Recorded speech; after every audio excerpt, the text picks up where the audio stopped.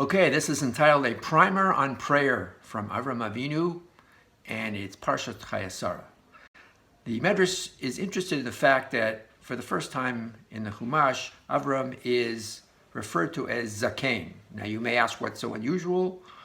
By now, Avraham should be elderly, and the answer is that he wasn't showing any old age, and Avraham actually demanded of God that people show their old age.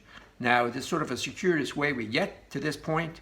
It starts out talking about Avraham's famous prayer to try to forestall God destroying Sodom, and God's reaction to this confrontation from Avraham is very, very positive. Yaf yafisa mi b'nei Adam. Your morality is more beautiful than anyone. And once he mentioned beauty, then Avraham Avinu pipes in and makes another demand of God. He says, you know, my son and I both look the same. You talk about beauty, it's not my beauty. And he's asking, as I said, to make sure that old age is showing. So what's going on here? What ties together these two pieces? And by the way, there is a Rashi which says from the word vayigash that vayigash is either used to pacify someone, or it's used as a confrontation, or it's used in prayer, and here it's all three elements. In other words, Rashi is confirming that there is sort of an edginess to the way Avraham prays, and this perhaps is something that we need to take away from, as far as a primer on prayer, is that if you have a good case, you should say it strongly. But let's talk about another aspect of the prayer. There is a beautiful shot from a commentator called Kol HaRemez, and he explains and ties up both of these pieces. He says the trick in life is to make sure you align what you want and what your goals are with God's goals. In other words, Avraham didn't come to God demanding that he reconsider destroying Sodom for any personal reason. It's because Avraham said, I know that God wants the world to continue. I know that God wants to give people a chance to grow, and so maybe we can save them. And the same thing is true of aging. Avraham said, I know that God wants people to learn from each other, and an old person you could learn from. You could ask them, what is your, tell me about life. Give me some moral lessons that you learned the hard way. Maybe I won't have to go through it. So it's very important to be able to identify who is an older person so that you can talk to them and seek out advice.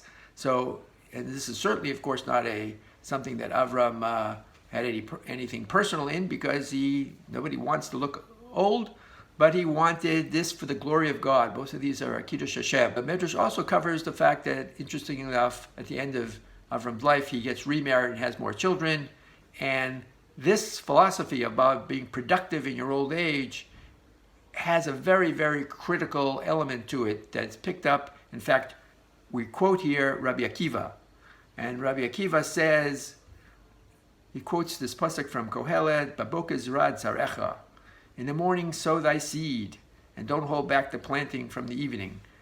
And he takes it to mean that if you've had a lot of disciples when you were young, so you should, when you get old, you should, of course, also have more disciples. Now, of course, he's referring to something, a very critical event that we all know about, that like Ba'omer, we celebrate because the students of Rabbi Akiva stopped dying. 24,000 students died, and we don't think of it this way, but 24,000 students died means there was a threat to the Masorah, to the tradition, passing on the Torah to the next generation. Gemara in Yevamo tells us fills in more details, that after his students died, he went to the south and he found new and trained new students, and these illustrious students were the ones that carried Torah on to the next generation.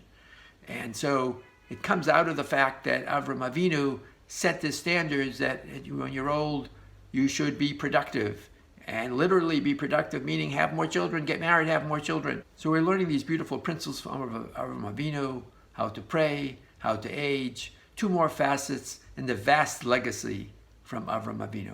Have a great Shabbos.